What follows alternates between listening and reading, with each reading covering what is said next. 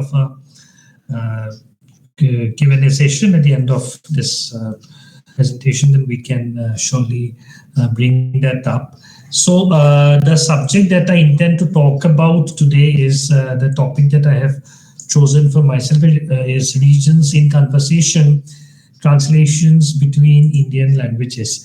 So my approach to translation is a bit historical, because when I'm talking about regions in conversation, so I'm trying to historicize the whole process of how translation as a socio-cultural dynamic had existed as a dialogic feature amongst the Indian languages across the ages.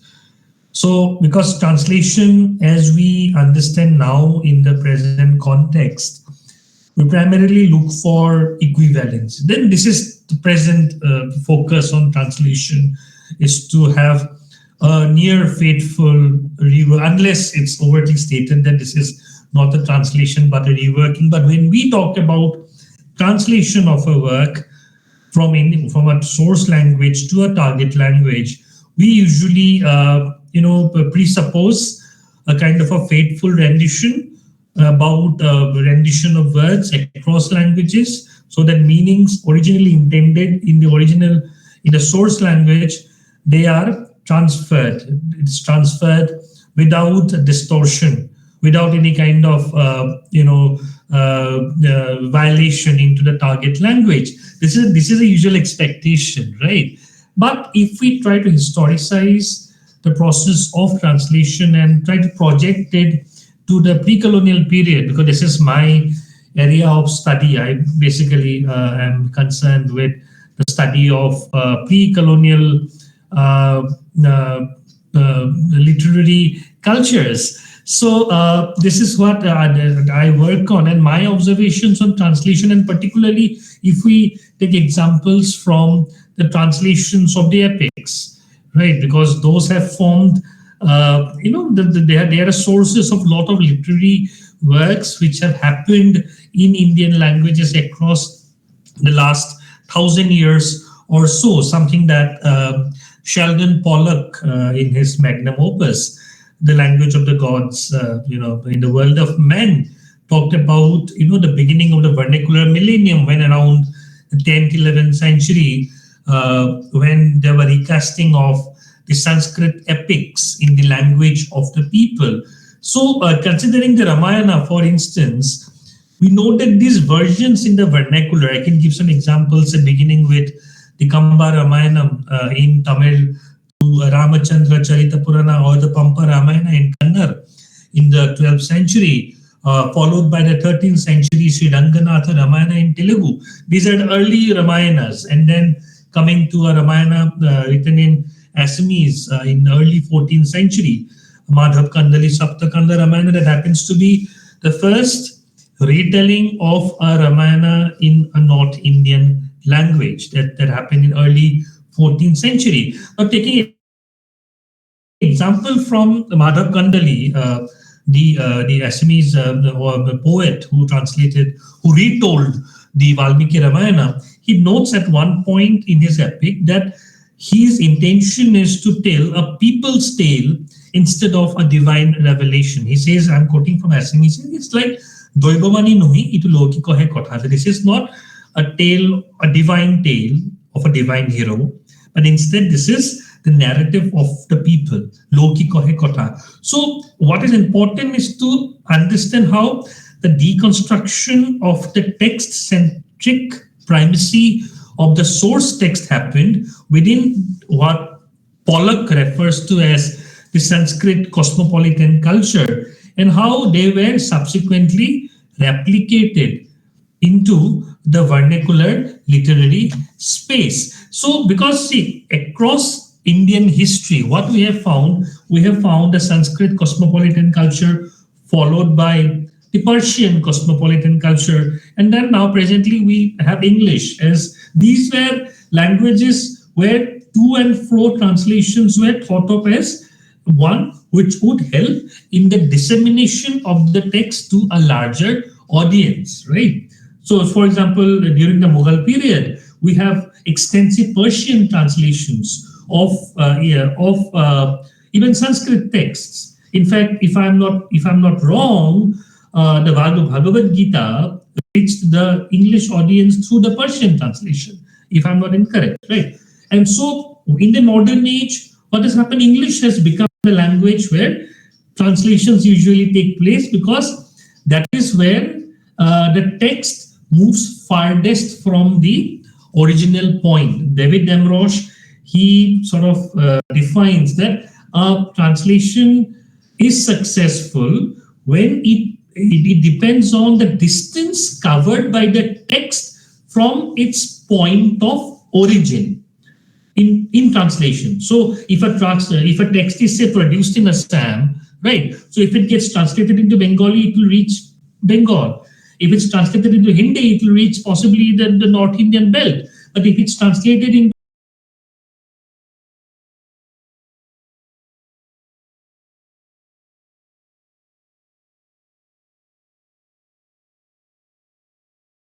further it moves its success as a work which not its quality as such, but as a work in the larger canon of translated literature. Here I am also tempted to understand how the translation as a process evolved over a longer period, and I am here I would like to refer to what A.K. Ramanujan had talked about in his celebrated essay called The 300 Ramayanas. This is anthologized in Paula Richmond's book, Many Ramayanas. There he talks about three kinds of translation. One is iconic, second indexical, and third symbolic. So in talking about iconic translation, he says that iconic translations are those translations where there is an insistence on geometrical resemblance. That is, when the relation between the source and the target text is based on near faithfulness to the source text. There is a source text to text equivalence. That's called an iconic translation. Then he also talks about symbolic translations. Sorry, the second one is indexical translation. Indexical translations are translations where the translator has the liberty to introduce newer elements into the target text. So the resemblance is primarily indicative. Hence, it's called indexical, because there is always the scope for the translator or the reteller, because Ramanujan uses the term retelling instead of translation. So retelling allows the poet writing in the vernacular or writing within the target culture to add things from his own local culture. So here also we refer to it as localization of the text. And the third translation is symbolic translation, where the target text often takes a counter textual view of the source text. The source text obviously at times is even turned upside down. The subversive view of this. We find many examples. Talking even within the epic traditions, we find various retellings which take the source narrative and turn it upside down. Right. So these are three kinds of translation where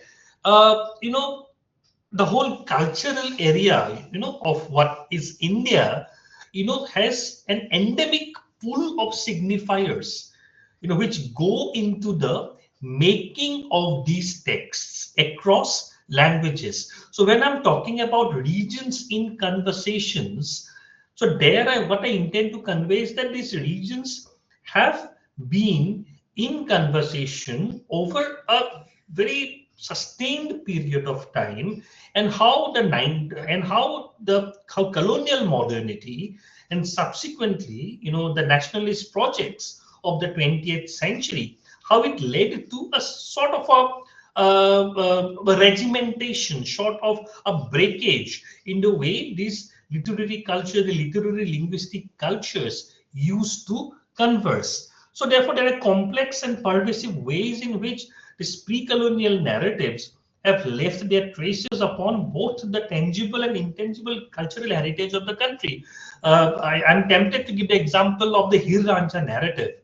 because the way the narrative has been retold across ages, right? I mean, for the last how many 100 years, and now there are also narratives in English which have taken somewhat countertextual views, countertextual approaches to the if there was ever an original narrative of Hiranja. So this sort of so how come these changes came about? How come these changes evolved over a period of time? So under the impact of colonial modernity, most of these pre-colonial formulations were either rejected or reformulated in the light of insights derived from the Western philosophical tradition. They were emphasizing on the dualities of mind and matter, rationality and experientiality, and most notably, nature and culture.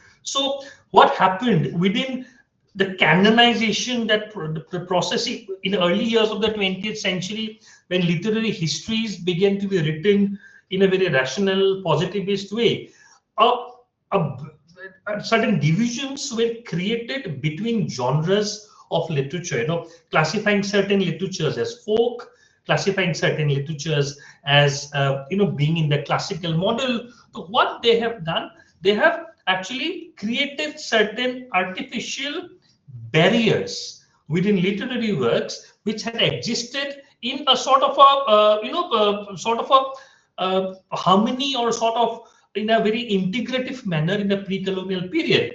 Referring to this breaking point, K. Sachidanandan talks about how concepts like folklorism and classicism, how they are exclusive categories which have delimited the hybrid interactive dynamics between the artistic and literary forms.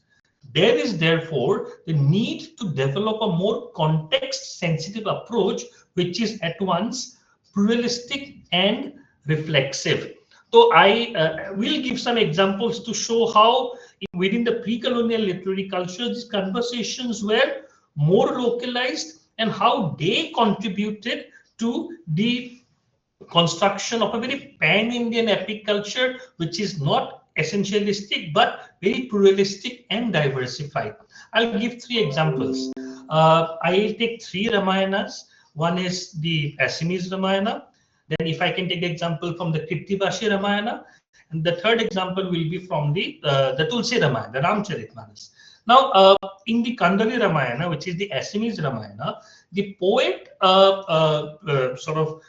expresses his intention of why did he translate the retell, why has he retold the epic from Sanskrit to Assamese. He talks about his method of retelling. He says, I'll read from the original so that maybe it can be, and if maybe I can give the translation as well. He says, Balmiki Rosila Hastro Godya Podya Sonde Tahako Bisar Ami Korea Probondhe Apunar Buddhi Ortho Jimut Bujilu Honkep Korea Tako Podo Birosilu. That Balmiki composed the epic in prose and in meter.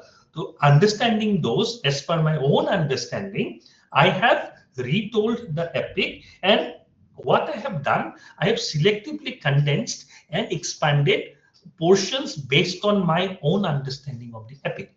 This is how the Assamese Ramayana of the 14th century was conceptualized. Likewise, Krittivasha, who is credited with the Bengali Ramayana, he says, Satokando Kotha Hoi Devero Srijito, Luko Bujhaite Koila Krittivasha Pandita. That he takes up this particular narrative, which is Devero Srijito, which is conceived by the gods, and Luko Bujhaite Koila Krittivasha Pandita. And he has accordingly retold the text for the benefit of the people. Luko Bujhaite, to make it more comprehensible to the people. Now, third, in Ramcharitmanas, Tulsidas says Swanta Sukhaya Tulasi Raghunatha Gatha. So his purpose is Swanta Sukhaya. Tulsidas is retelling the Ramayana not for any patronage, not for any purpose of making the text more comprehensible to the people, but for his own pleasure.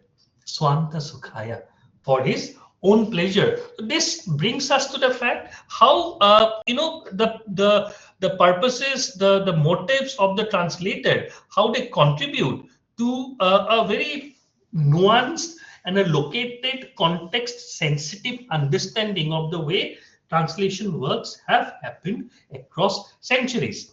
Now, what happens with colonial modernity? Say the landmark in 1800 with the establishment of the Fort William College, where the Orientalists and Anglicists they get together, and they and also that college was the space which sort of facilitated the translation of Sanskrit and Persian works in Hindustani. But subsequently, with the Macaulayan Minute, we know this narrative. So I'm not going into that, but it's important for us to understand the change that came over in the early years of the 19th century, which not only changed the way languages interacted with each other, but they changed languages the way languages conceived their own identities vis-a-vis their neighboring languages.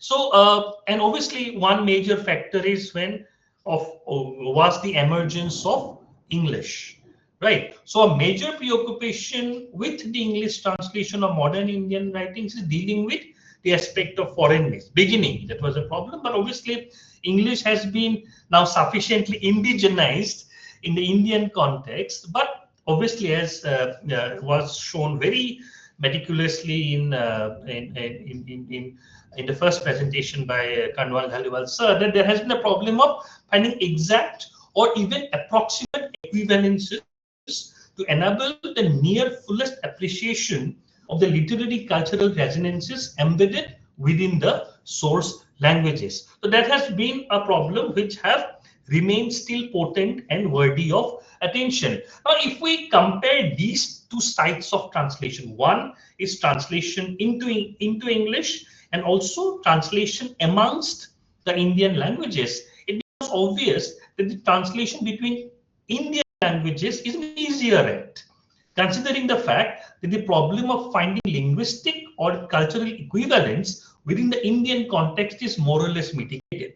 Sir, because translating into English is a problem. But then if we undertake translation between Indian languages, the problem of terminologies will not be that evident, because obviously there is a shared vocabulary amongst Indian languages. Obviously, finding equivalences between Khasi and Tamil would be difficult, but maybe Tamil and Telugu, Assamese and Bengali, that thing is more accommodating. But the fact is that we do not know both the languages. It's difficult. So we have to route our translation through English. So in this case, I'm quoting Geeta Dharmarajan, who rightly states that all Indian bhashas have an affinity and a shared culture base that makes translation between them easier than translations into English, unquote. But the linguistic situation in India, particularly since the colonial times, with its growing emphasis on linguistic nationalism, and this is how Azaz Ahmed had referred to as unilingual vernacular education, have somehow sort of moved apart, have impacted upon the multilingual spirit and character of the pre-colonial period. And this is very sad, but Sujit Mukherjee had once written that English continues to be the medium of widest literary exchange among the Indians, and therefore he remarks very ruefully that the literary compartments in which we live in India, with windows wide open to non-Indian literatures, but doors closed to the work of neighboring Indians, tend to grow rather than diminish, in spite of organized attempts to bring together writers, critics, and readers from various languages, unquote. So it's very sad that we have opened our windows to non-Indian literatures. But it's very sad that we have closed our doors. And here even what Tias had talked about while talking about Bengali, Nepali, translational dynamic. It is very interesting to even explore, taking two languages, what has been the frequency and state of mutual translation. For example, in how many works, there are many works which have been translated into Bengali from Nepali, many works which have been translated from Bengali into Nepali, right? But if we compare the number of works translated from Nepali to Bengali, there will be a wide gap, isn't there? So one needs to take a very deep view of what has led to such situations. Is there an assumed hierarchy even within the Indian languages? For example, if we take the example of Hindi literature, most of the early Hindi literatures were full with translations of the Bengali novels. Isn't the Sarat Chandra's novel, Bankim Chandra's novel? If you take the view of the corpus, most of so how translations from Bengali have taken place, but translation into Bengali, I don't think has happened as expected. So, but then on the other hand, if you take Nepali and Assamese, a lot of mutual translations have happened. So therefore, even within the Indian language, so this conversation again, to second what Tias had said, this conversation needs to be looked at more critically, and obviously we must acknowledge the role played by institutions like Sahitya Academy and NBT in enabling translations across Indian languages, but there has to be more sustained attempts, and I guess universities and colleges have to take a more rigorous initiative in terms of understanding how translations between Indian languages on a more equitable plane could help one to understand how these languages open up our perception of lived realities, which are more diverse, more plural, and which are reflective of the larger Indian character.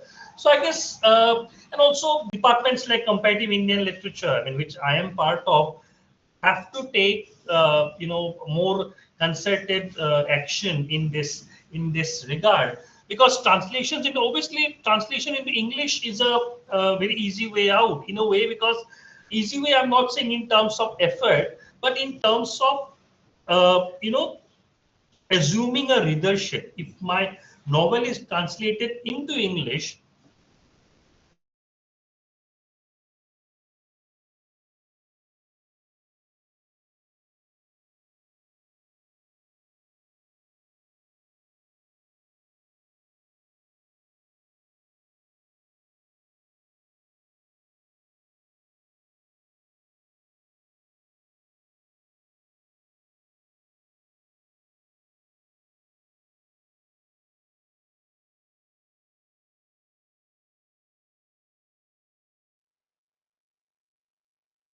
There's probably some connectivity issue with Sharma ji.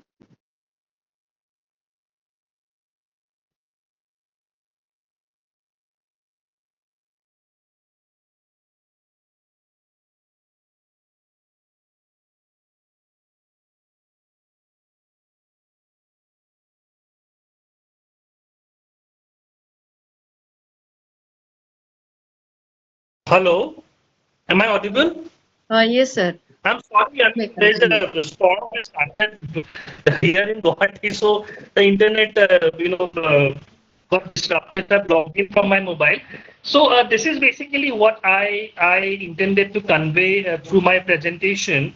So obviously, all of us are individually and collectively responsible to ensure that translation activities happen, and this conversation is sustained over a period of time. And I feel, looking at how pre-colonial literary cultures conversed in such a dynamic way, maybe we need to take some lessons in that regard and take our translation activities forward. So I stop here, And I would love to have your questions, comments, and observations. Thank you so much. Yeah, I think we should first give opportunity to the three presenters because, you find presentations, you find the others' presentation interesting. So, Kanwal sir, since you're in a different time zone, and could you go first if you have some observations, comments to make?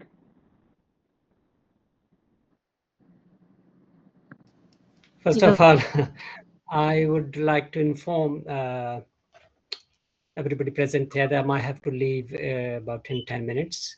I hope it's okay for everyone. Yes, I was listening to Professor recently, and can I, Mr. Sarma, would you elaborate a bit more about the concept of Hiranja you were mentioning? In what context was it? Okay. So actually, this is in the context of a paper that I recently wrote, and that's where I sort of got more involved in the way this narrative has traversed across space and time. So I was writing a paper on Harun Khalid's From Waris to Heer, which is a kind of a symbolic retelling of the Giranja narrative. So moving from Damodar to Waris Shah, Yes. right? So how the very gender dynamics within the narrative? Because if we take Vedanta, for example, it's a very, the gender element is very prominent within, the gender struggle, the gender dynamic. So I'm looking at it not only in terms of the way it has evolved across the centuries, but also the manner in which the themes have been addressed vis-a-vis the times, within which the narrative got composed. So maybe during Damodar's time, then during Varisha's time, the 18th century, then across the 19th century, Parinamir talks about it, how the 19th century, how different Divanjas grappled with colonial modernity and other issues, and how in the 20th century with its recasting within the popular culture, how this narrative has been reinterpreted, refashioned in myriad ways. This was my intention behind, my understanding behind referring to just to let you know that Damodar and Varisha are the two prominent authors of this legend, but otherwise they believe that there are more variations of the same text yes, available in different formats. So I mean, it's a very good topic of study in itself, how a text can be interpreted by different authors and a different set of time, like a time and space matters. So interesting. And thanks so much, Mr. Sharma. And Tisa, I'm very thankful to your input. And I just want to tell you that, the Volga to Ganga, Volga se Ganga, was when it was translated, it was first translated in Bengali. Maybe for you might like to, I mean, you'll be pleased to know.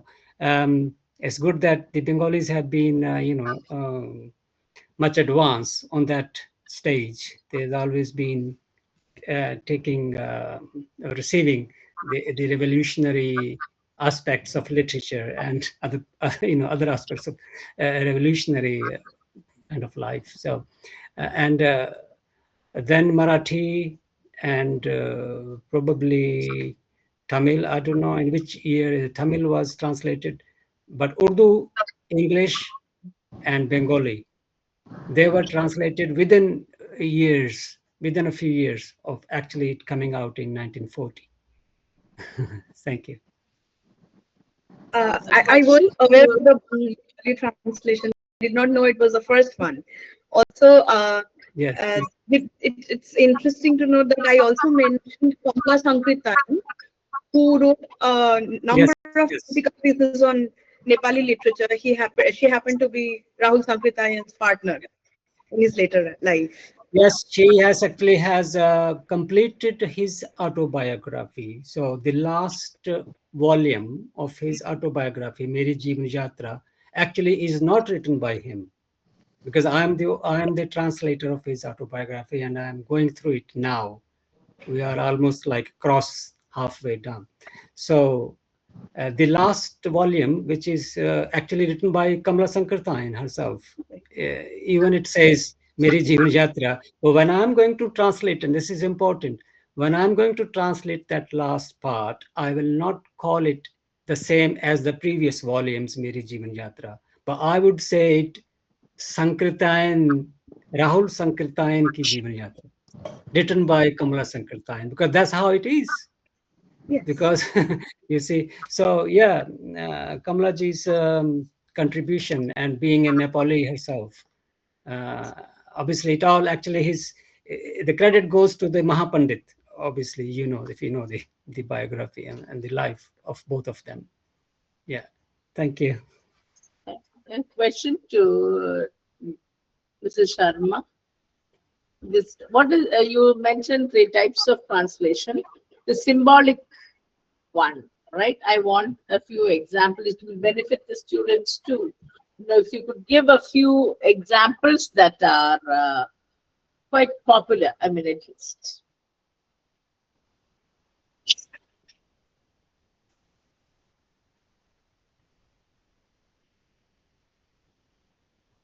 All right. So about the third kind of translation, right? The symbolic. See, there are many examples of symbolic translation, and which are primarily, see, in Bengali, there are certain versions of Ramayanas which are told from perspective of Sita, right? Where there's a Chandravali Ramayana, right? So that's told from Sita's perspective. Then even Kamba Ramayana, to certain extent, takes a revisionist view of the way Ravana is represented. Right. So which sort of critiques the way how certain characteristic representations have happened in certain languages, and how the target text by a symbolic approach vis-a-vis a very counter-textual approach, how it tries to look at it from the other, maybe a more marginocentric view of characters and themes and incidents from the play. And we have and then also, and also like there are epics which are based on Bhimayana, right? Which takes its position from certain characters who have been interpreted, presented in certain ways, but the text tries to correct or rectify some of those representations in way in which people or readers would start appreciating the character from newer facets, from newer angles, newer perspectives, right? So in a way it also extends the ambit of the text, but it also addresses some of the the pitfalls or some of the shortcomings which the source text or maybe the source narrative, because obviously these are perspective of the authors, right? And authors are basically the product of their times. So the symbolic retellings are contextual readings where some of those policies are addressed. So I give it, and one very good example within English literature is a favorite example. It Jean Rice's White Sargasso Sea, which is a take on Charles Bronte's Jane Eyre. So the White Sargasso Sea is a retelling of that novel, although this is not a translation. Both are in English from Bertha Mason's standpoint. So even within languages, there could be symbolic, Retellings are not translations. retelling. So symbolic Retellings are not translations, sir. Sorry? That's what I wanted to say. Retellings, Edutachan Ramayana in Malayalam or Kamba Ramayana in Tamil, they are all independent, Right. epics. They are not, they're not retellings.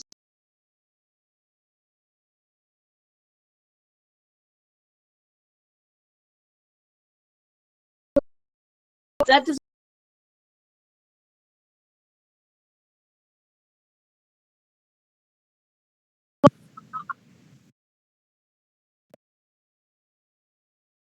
how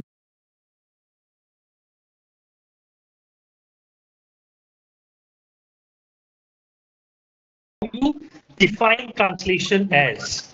I began with this proposition that if we take translation as a text which sort of promises full faithfulness across the source and the original text. See, every translation is a new text. Even every translation is a written. Because every translation introduces a text into a new culture. I'll give another example. We all know Bankim Chandra's Anandamath, composed in 1882. Now that novel had many English translations, right? Now, amongst those translations, I'm just drawing attention to how a context-sensitive approach is important to appreciate. Now, Bankim Chandra's Anandamath was composed in 1882. One of the translations appeared in the year 1907, which was in the context of partition of Bengal. So within that politically charged atmosphere, the translation into English of Anandamath had its own value. Another translation of the same novel appeared in 1942, the height of the Quit India movement. And another translation came up in the early years of the 21st century. So see, every translation is a new text, but obviously there's a continuum, there's a narrative continuum of which it is a part.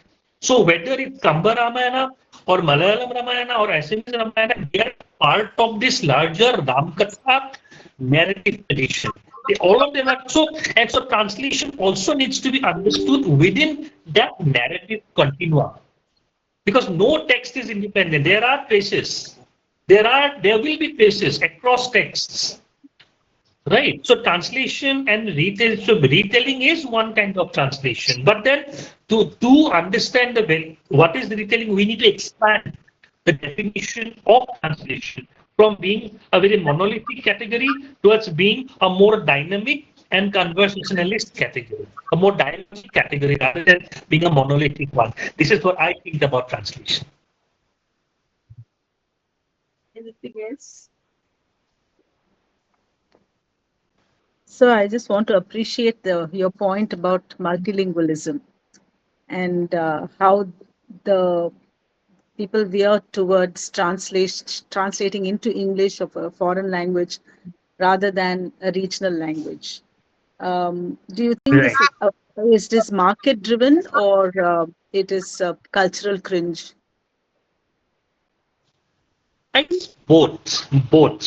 Because see, if I get my work translated into, see, I'll give this market-driven approach. I'll give an example. Suppose there is a novel in Bengali or in Malayalam. So generally, if I ask you, what is the cost of such novel generally? Maybe 250, 300. I mean, the novels in Bengali or Malayalam or Tamil, what is the usual price at which we buy these novels? Yes. Kias can also tell me 200, 300, maybe 500, not more than that. Not more than 250. Yes. But if the translation is done by published by HarperCollins or Penguin, then what will be the cost of that novel in English translation? Close to 1,000. Yes. We buy that. So this is the market-driven approach. Now, if the same translation happens in Hindi, it will not fetch a higher price. It will be somewhere around the same margin. But the moment the English translation appears and it is published by a reputed publishing house, immediately the price will shoot up. This is the market-driven approach. Second is our attitude, as we said, right? As Sujit Mukherjee had said, we open the windows to non-Indian foreign languages, but close the doors to Indian. How many of us want our novels to be translated into maybe to the effort? If you look into if you consider the effort which is involved in translation, would rather want more wider prestige, more wider visibility than getting the work translated into Bengali or Malayalam or Tamil where the readership will anyway be very limited, right? So even within Indian languages, there are certain hierarchies, you know. Translating into Bengali and Hindi will have a wider readership than translating it into maybe say Assamese or translating it into Oriya. Even within there, even within Indian languages, there are, as I said, there are certain hierarchies which are there, you know. So these are very nuanced categories, very nuanced ways of, you know, understanding how the interlingual dynamic, you know, it has shaped up across Indian languages. State patronage is also important. Say, I'll give more examples. Now, if we look at few languages like Bengali, Tamil, Hindi, more, yeah. Now, these three languages, they are also taught abroad. In American universities, you have departments which teach Bengali, Hindi, Urdu, Tamil. Yeah. But then how many Indian languages are taught abroad? How many universities in UK and the USA teach Indian languages, barring these, the ones that are named? Is what There may be one or two sporadic an observation connected with instances, this. The translation with this, just what you just said, if you take that Red Samadhi, which was, in most cases, Bengali, Hindi, Urdu, and Tamil will be the widely chosen languages for academic engagement. okay. No, but Red Samadhi, which was Tomb of Sand, which was translated as into, did not get, I mean, it won the translation prize too, and yet it did not have a wide acclaim, maybe in India itself. Was that also like what you were talking, something political? But did it have a political? Internet got disturbed. Come again, ma'am. The Red Samadhi. Tomb of Sand. The Tomb of Sand. Tomb of Sand. Yes, which won the translation prize for Ma'am, can you come again? 2023. Yes. Can you just come again with your question? Yes, Red Samadhi. Yes, yes. It didn't get any critical acclaim, even in India. Was that politically motivated or something else beyond that? Was the translation not so good? It had won an award, right? Translation prize it had won. The crossword prize it had won, but it wasn't acclaimed at all. Right. Yes. Was that also connected with the politics? I mean, T.S. Basu was telling us about they're talking mainly about the politics of translation from her point of view. Some received well, some not received well. But why Hindi? That book was Hindi. And yet it did not receive much acclaim in India itself, the translation. There could be both. There could be both because obviously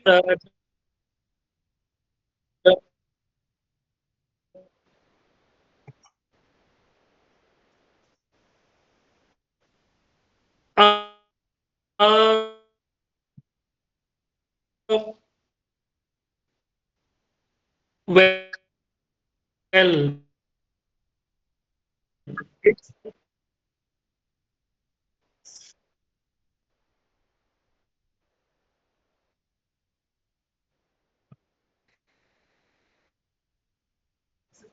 Sir, you're not audible. I understand that you're traveling. So, See, yeah. it's very.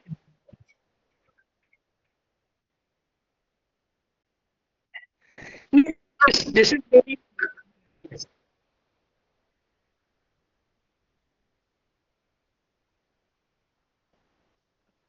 Sridatta ma'am, sir's traveling. I I know, think, okay. yeah, we shouldn't. So sometimes I we've been think it's having difficult. audio problems. Yeah, some. Yeah. TS, you want to take say something? About that book, have you read it? No, I think sir is still trying to speak.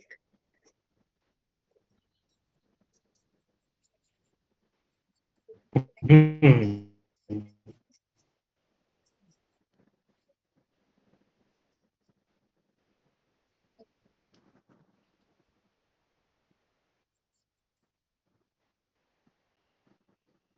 Um, Yes.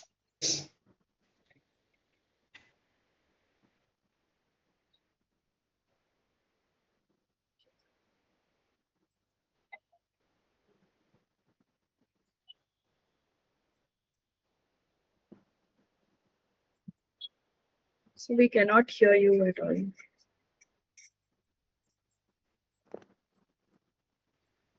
Well, if I may chip in, I was thinking of it in a different way. Uh, from the instances of the last few years, I feel like a pan-India acclaim is probably more contingent on English translations of other languages. Sorry, I mean English translation of texts from other Indian languages than on translation of English texts into other Indian language. Yeah, Indian text, Indian. Indian texts into English. Sorry, English One text. regional language to another. Yes. There are many So factors involved.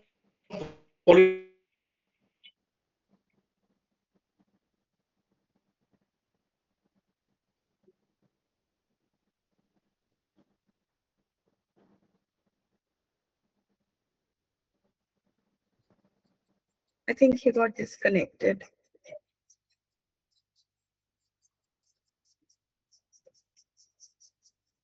You can continue, TS. Yeah, so I was thinking that let's say I just wanted to give an example. There's one author in Bengali whose name is Manoranjan Bapari. He's a Dalit Bengali author. Dalit literature in Bengali was not quite a thing until very long. So his books were widely read in Bengal. He gained quite some popularity, but it was only when his books were translated into English that it got awards in the, let's say, Jaipur Literary Festival and pan India recognition. So, I mean, I think the pan India recognition still depends a lot on English versions of texts, be it texts written in English or texts translated into English. When we have an English text translated into another Indian language, it somehow becomes limited. I'm not sure what logistics are specific to this one, Gitanjali Shree's book that you were talking about.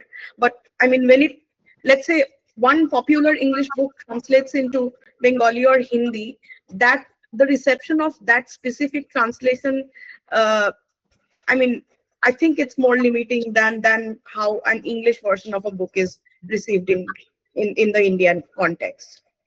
I think sir is ready to talk now. Yes, does, yeah. Yes. Yes. I'm so sorry. Actually, what happened? I'm in my office, but then there's a power cut and there's no internet. I have to log in. So you are from logged into the phone, So yeah. the thing is, I got your question. So the factors go beyond language here, right? And because there are maybe certain elements within the text which more may not go well with the wider readership.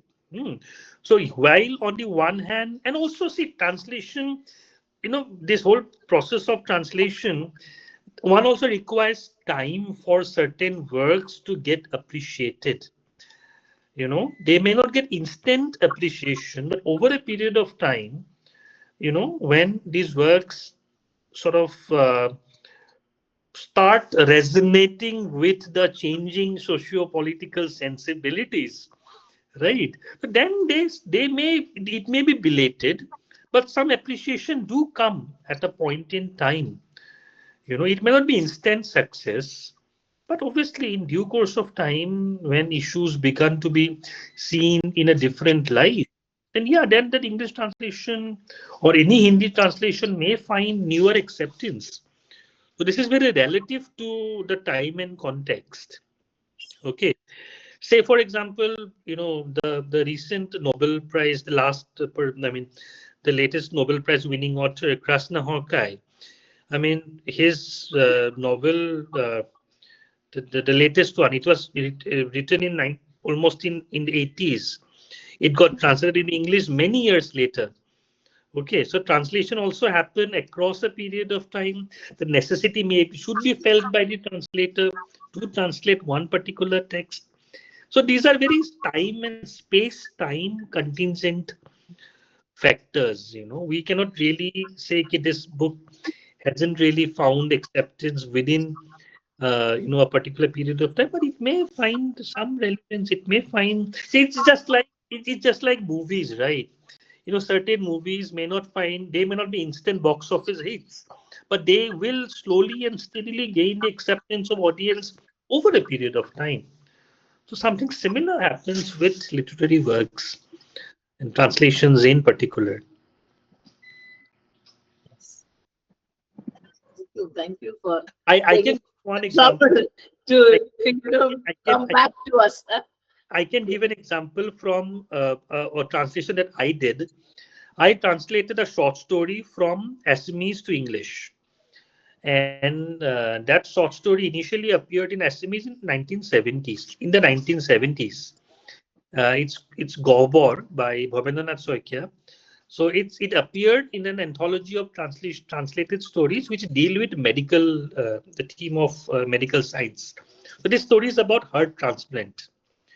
So I translated this story titled as The Cavern. So it got published under Neogi Books in 2022. Now, what happened with this translation? Everything was fine.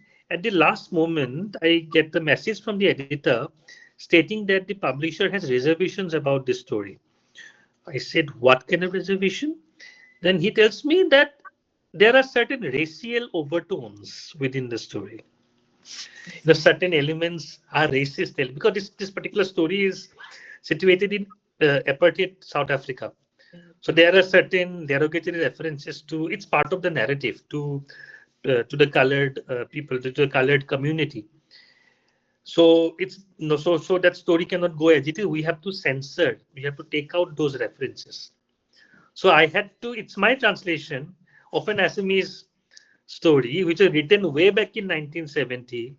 Within the Assamese reading community, nobody had any problem with this story for the last 50 years or so. The moment it got translated into English, some of those issues started cropping up. So I had to remove certain words and phrases from the translation, and it got published in a sanitized form. So now you understand the politics of translation, right? So within a specific spatio-temporal zone, it can stay. But the moment it gets translated into English, with the broadening of readership, the reception scenario also changes. So these are very vicious issues, So it's not only first-hand translators will be able to tell us what exactly happened. Many people, we get only the sanitized version. So we don't know the problems that went behind. Yes. Yes. So as now what my thing was that somebody reading the English translation will not get the exact, the narrative which appeared in Assamese, but then I cannot do anything here. The market plays a part here. Politics plays a part here. What gets translated, how it gets translated, how far it gets translated, how faithfully it gets translated. So there are forces which are, as I said, translingual factors. Yes. Thank you for that. Very, you staying with us with all your technical problems and answering all those questions. I'm sure all of our students here would have been benefited from here. Today we are lucky to have had the keynote speakers, right? Good. Thank you, ma'am. Thank you for the opportunity. Yeah, and to both Tias and Dhurjjati sir, Tias was talking about pan-Indianism, being, pan-India, and sir also spoke about multilingual India, and I was thinking of the Sahitya Academy slogan, Indian literature is one, though many languages. Of course, that is no longer tenable, that slogan. So if you were to, give a different slogan for Indian literatures, what would you suggest? Having pan-Indianness in mind, because I was thinking how we have to celebrate difference, and you were talking about uh, linguistic chauvinism. You were talking about nationalism. Like we may have Tamil nationalism. So these are so many things, actually, very strong political things which unify, which divide. What unifies divides also, you know. Yet, the Sahitya Academy is the only place I think where we still can go and translate all of India. True. Good evening, sir. It was very, thought-provoking to listen to you. I can understand your anxiety regarding, the translations within the regional languages and all that. But English has taken over. See, for example, like I worked on Valmiki's Ramayana for my research, but I had to rely fully on my English translation that was brought out by Gorakhpur University. So, even though we talk about this anxiety, but we don't have a proficiency in any other language. See, if you take, there's a lot of divide between North India and South India. Yeah, we are very proud of multiculturalism and multilingual, setup in India. We are very proud of the diversity that we have, but there's a lot of divide also. Like, see, even within South India, we are not very proficient in other South Indian languages either. And how do we people in South India get to know about other, languages in North India? Similarly, that might happen to North Indian states also. So that way, English happens to be the link language.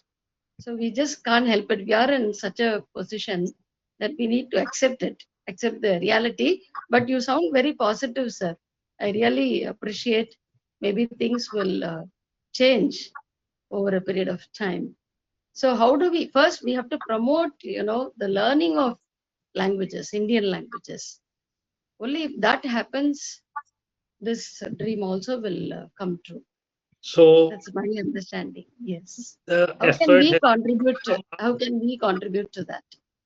The effort has to start from our end. I mean, it's not work depending on somebody else to take the initiative, and also depending on institutions to take the initiative. So it's on us, and also now more than ever there are possibilities of learning another Indian language, because like institutions like CIIL, Central Institute of Indian Languages, they offer online courses in all Indian languages to learn a language. In Nalanda University, they offer language learning courses in other Indian languages, right? So maybe we can take the responsibility to learn one more Indian language in addition to the ones that we know, right? So I guess if we do something like that, the situation can change. And also, if we are teachers, if we are educators, and particularly if we are teaching literature, we should encourage our students to do likewise. Let them learn another language. And obviously online facilities are available now. So if colleges and universities take responsibility of facilitating such endeavors within colleges and universities, so then I guess, situation will be, more workable. So the facilities are available. It depends on us how far we are able to utilize it. Yes. I can The give onus another is on example. us. Yes. I can give you one more example. The department where I teach, Department of Modern Indian Languages and Literary Studies. Here we teach, we have a master's program in comparative Indian literature, but we also teach a few other Indian languages like Assamese is there, Tamil, Nepali, and Oriya. These are the languages taught in my department. Now, we had a master's student called Anamika. So she learned Tamil. She came from Assamese background with a BA in Assamese. She joined our MA program in comparative Indian literature. In the course of that, she learned Tamil. So now she can directly translate from Assamese to Tamil without the mediation of English. So things are happening across languages, and Tia should know Mrinmoy Pramanik from Calcutta. Mrinmoy knows many Indian languages, and I guess the book for which he got the Sahitya Academy Award, Sharan Limbale's book, right? Yes? Yes, yes. Yes. So he directly translated from Marathi to Bengali. If I'm stating it correctly, right? It's from Marathi to Bengali. He translated directly without mediation of English or Hindi. So people are working, people are doing that, but just that we need to encourage more and more people into learning languages and translating. So we can start with our students, maybe, and see, and also maybe we can start it ourselves and see how far we can go. This Yes, just full of things. Yes. Very briefly, I cannot resist but say this. One thing about Sahitya Academy that Priti ma'am had brought up, I think she's left, and the English mediation thing that we all have been talking about. So one about Sahitya Academy, I think this formulation that Indian literature is one, but in many languages. There has been quite some contention over this. Literary criticism looks at it in a different way. The Indian state has used it in a certain way in the primary years after independence because it wanted to posit a sense of unity within India. But one also needs to realize that it had its intentions correct at one point. It was trying to introduce other Indian languages to other Indian languages. But what I had also been talking in my paper, it only recognized 14 languages. There are hundreds other that are not included, and you cannot pitch a book from a language that it does not recognize. Right. So it was the scenario with Nepali, and interestingly, there are many more things about language policy that I could not include here. In order to be included in the 8th schedule of the Constitution, you have to be recognized by Sahitya Academy. So it's a huge show of power there. So literature has to have a considerable body of published work in the recent years that have made pan-India presence in order to be recognized by Sahitya Academy. Then you go for constitutional recognition. So that's one thing I wanted to address. Sahitya Academy, the intentions of Sahitya Academy, I feel were perfectly all right, but it had its limitations. And there would be limitations because there are so many languages that it cannot probably accommodate at a time. And second, about the mediation with English. Here in our department, we have a center for translation of Indian literatures, as you might know. Actually, sir, I have come across you in the CLI emailing lists, actually. Okay. So, yeah. So what is done here, it has a huge focus on Nepali, but it also now looks at Bodo, Lepcha, Kurmali languages, other marginalized languages of West Bengal. So what it does in case of translating this languages is not the English route, but go for a collaborative translation.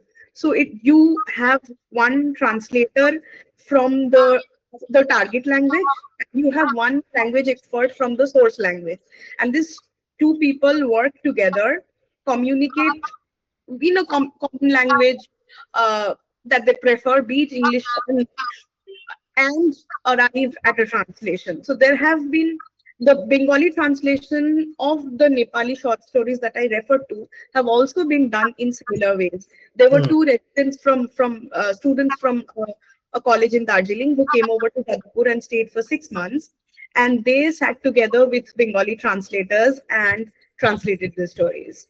I mean, there may be shortcomings, but the process that it initiated kind of tried to do away with English as a mediation. Absolutely, yes. And also, it's a helpful scenario if both the languages are proximal languages, for Yes, example. absolutely. But then Absolutely. if we cannot do something similar with, say, Assamese and Tamil, right? Yeah. So Yes. depends Yes.